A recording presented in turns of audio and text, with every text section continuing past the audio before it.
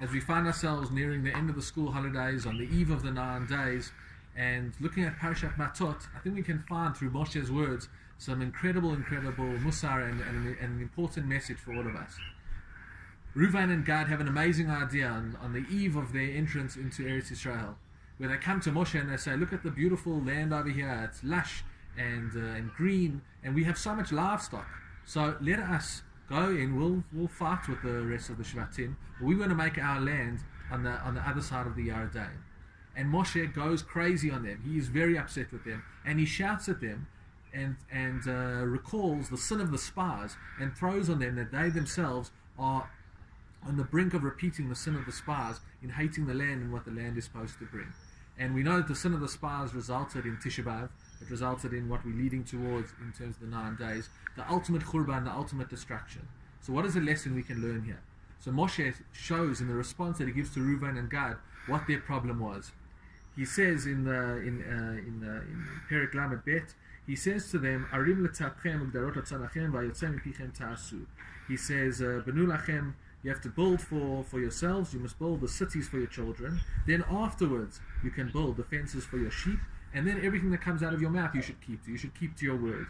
And Rashi shows us over here that Moshe flips around the way that Reuven and Gad had come for their application.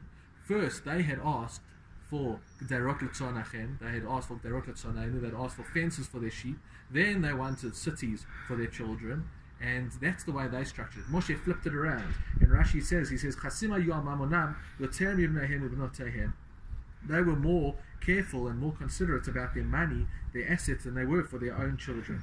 When they asked this from Moshe, they first brought forward their mikneh, their assets, and then only they spoke about their children. Amar lahem Moshe lokai. Moshe said, no, it can't be like this. Asu ha'ikar, make the fundamental. Vatafel, and the secondary.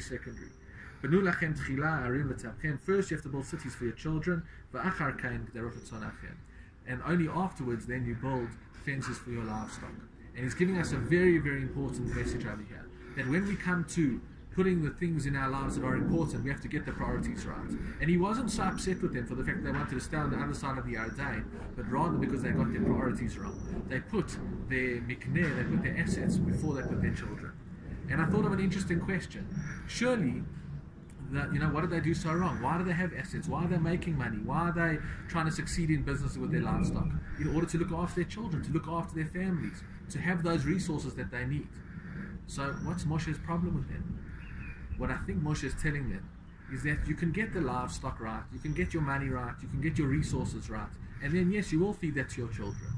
But what do your children want more than they want your livestock, more than they want the assets? They want you. They want you as a parent. They want you to build the city and the environment for them to live in and to look after them first and foremost. And then afterwards, it's very important to go out and get those resources and get your livestock right and get your livelihood right. But your children want you more than they want the things that you have. And in a study in San Francisco State University a few years ago, they went into saying, what is more important, the experiences that you have in life or the things? If you've got a limited amount of money to spend, should you spend it on experiences, or should you spend it on buying things? What is going to make your children happier? What's going to make you happier? And they found overwhelming evidence through the surveys and the research that they did that people's happiness is much more sustained through the experiences that we give them and the things that we give them. During the holiday time, when we have this extra time to connect with our children, there's nothing more important than us, than the connection that we get to build with them and the investment that we make within that relationship. And that's far more important than the things that we buy for our children, because nothing can replace the relationship between parents and between children. And that's ultimately what our world is built around. That's ultimately what we lose through the sin of the spies that is harkened back to in this instance. And when we get our priorities straight, then hopefully we can get the world, we can build the arim l'tapchem, the environment for ourselves and the world that we get to build together for our children and for our community. So I wish you a Shabbat Shalom, and please God, we shouldn't have a 9 days. Please God, we should all be very soon in Yerushalayim, Ira Kodesh.